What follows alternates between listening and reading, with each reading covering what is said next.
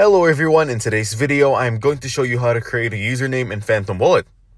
First, open Google Chrome on your computer. Then click on the extension icon in the top right corner of your browser. It looks like a small puzzle piece.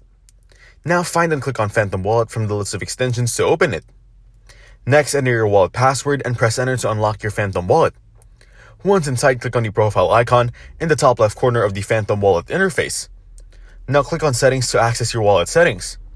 Then find and click on create your username to begin the setup. After that, click on continue to proceed. Now enter the username you want to use. Make sure it's unique and follows any username requirements. Once you've entered your username, click on save and continue.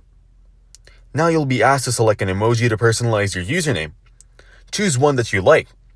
Finally, click on save to confirm your username. That's it. You successfully created a username in Phantom Wallet. Thanks for watching. Don't forget to like the video and subscribe to our channel.